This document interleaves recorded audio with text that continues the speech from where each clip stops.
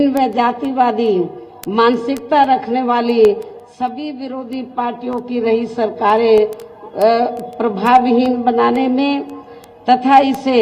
अब धीरे धीरे खत्म करने की भी पूरी कोशिश में लगी हुई हैं।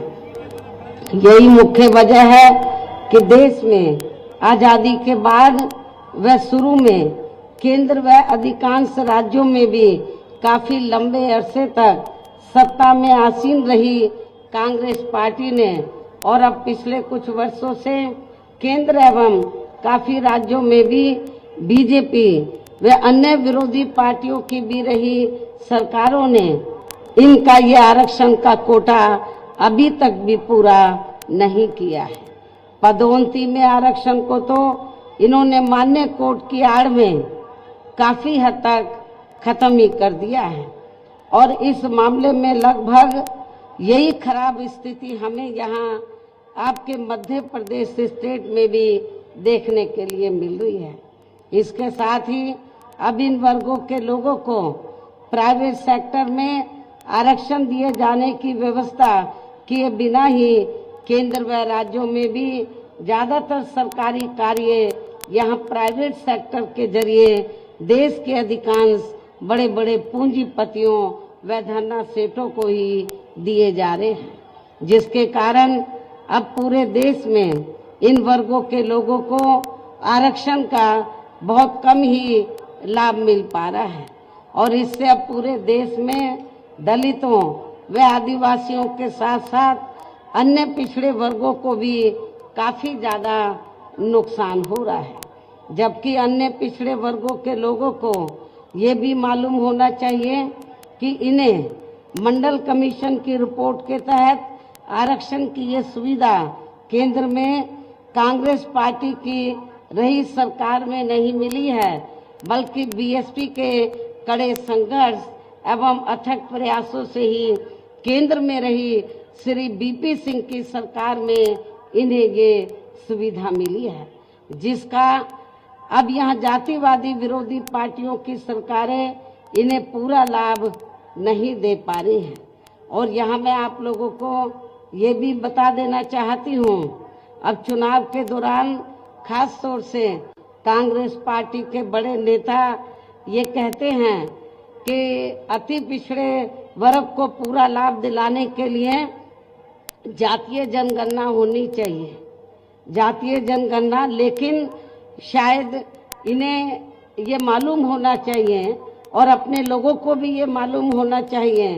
कि जब अंग्रेजों के जाने के बाद केंद्र में लंबे अरसे तक कांग्रेस पार्टी पावर में रही तो कांग्रेस पार्टी की हुकूमत के दौरान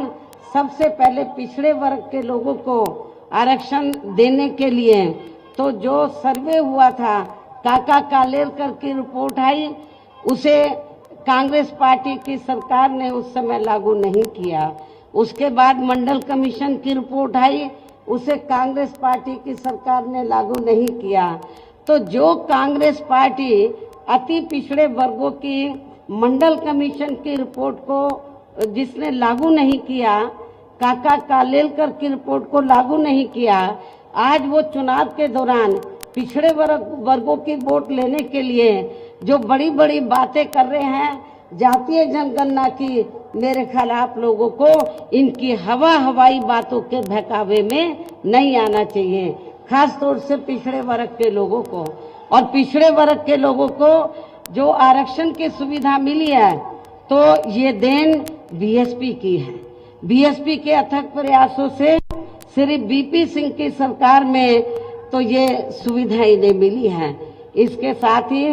श्री बीपी सिंह की सरकार में इन वर्गों के मसीहा परम पूज्य बाबा साहब डॉक्टर भीमराव अंबेडकर को भी यहाँ भारत रत्न की उपाधि से सम्मानित किया गया है, जिसके लिए वो हर प्रकार से पात्र भी थे। यानी कि कांग्रेस पार्टी ने लंबे अरसे तक पावर में रहकर बाबा साहब को भारत रत्न की उपाधि देना उचित नहीं समझा। तो ये बीपी सिंह की सरकार में बीएसपी के अथक प्रयासों से